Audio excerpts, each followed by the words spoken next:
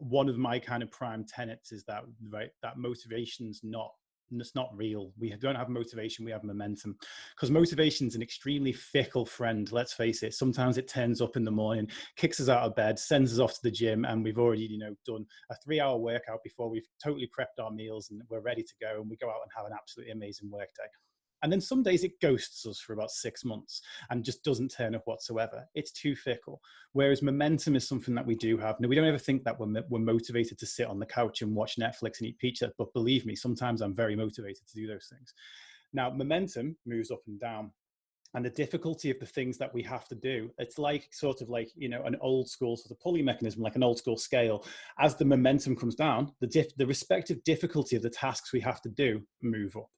Okay, so let's say, for example, that the hardest thing you had to do was, you know, do a day of work and then look after your kids in the evening before all of this, when your momentum was kind of high.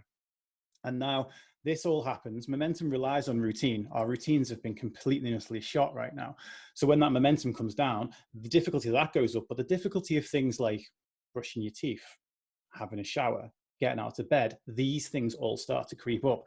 It would be bad enough if that was all that was happening. But as soon as that happens, we jump into comparison. And I'm not talking about keeping up with the Joneses. I'm talking about keeping up with the alpha version of us that was there a week ago. So people say, don't compare yourself to anybody else. Just compare yourself to who you were yesterday. What if who I was yesterday was an absolute badass and who I am today is a shell? And it's like, now when I compare myself to that alpha version of myself and go, well, he can do this, he can do that, he can do this, and I'm struggling to get out of bed, well, that usually leads us into a couple of different questions. The first one, why can't I do this? The second one, what's wrong with me? The second we go into either of those two questions, that drags the momentum down even more, and that pulls the difficulty level up even higher, to the point, because as soon as we ask what's wrong with me, if I was to ask you, Alice, what's wrong with me, you'd turn around and go, nothing's wrong with you, Dave. You're amazing. You've got decent hair and you look great in purple, right? But if I was to ask that question to myself, there's 3 different types of answers coming up. Everything bad I've ever thought about myself, everything bad that anyone else has ever said to me. And to give you a good laugh about how amazing the human brain is, everything bad that no one else has ever said about me, but I know that they're thinking it. So that's like having 3 groups of trolls all screaming in your head at the same time. And all you're saying to yourself is, why can't I just make myself a sandwich? And then the difficulty of that sandwich continues to creep up and up and up and up.